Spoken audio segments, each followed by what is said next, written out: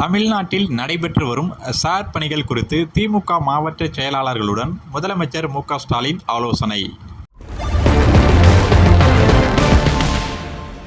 எத்தனை எட்டப்பன்கள், துரோகிகள் நம் இயக்கத்தில் இருந்து கொண்டே நம்மை வீழ்த்த முயற்சி செய்தார்கள் என ஓமலூரில் அதிமுக பொதுச் செயலாளர் எடப்பாடி பழனிசாமி பேச்சு.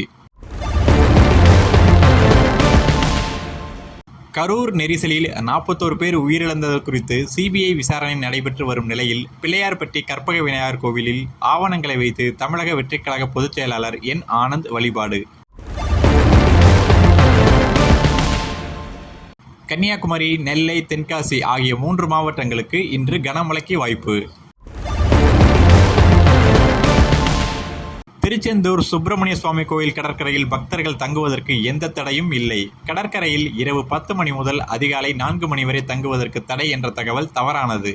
கனமழை நேரங்களில் மட்டும் பக்தர்கள் நலன் கருதி கடற்கரையில் தங்குவதற்கு சில கட்டுப்பாடுகள் விதிப்பு. தூத்துக்குடி மாவட்ட காவல்துறை விளக்கம். பீகாரில் 2ஆம் கட்ட தேர்தலுக்கான பரப்புரை இன்று மாலையுடன் ஓய்வு. இறுதி நாளான இன்று தங்கள் கூட்டணி வேட்பாளர்களுக்காக பிரதமர் மோடி, ராகுல் காந்தி உள்ளிட்ட தலைவர்கள் பிரச்சாரம். பீகாரில் தனது தேர்தல் பிரச்சாரத்தை நிறைவு செய்தார் பிரதமர் மோடி. நவம்பர் 14 பெறப்போகும் வெற்றிக்கு பிறகு தேசிய ஜனநாயக கூட்டணி அரசின் பதவியேற்பு விழாவில் பங்கேற்க மீண்டும் வருவேன் என உறுதி. கொரோனா பரவல் காலத்தில் நிறுத்தப்பட்ட இந்தியாவுடனான நேரடி விமான சேவையை இன்று மீண்டும் தொடங்குகிறது சீனா.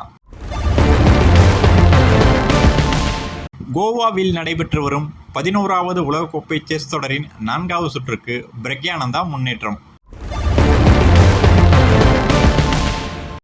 இந்தியாவிற்கு ஆசிய கோப்பையை வழங்க ஆசிய கிரிக்கெட் கவுன்சில் தலைவரும் பாகிஸ்தான் அமைச்சருமான மொசின் நக்வி ஒப்புதல் என தகவல்.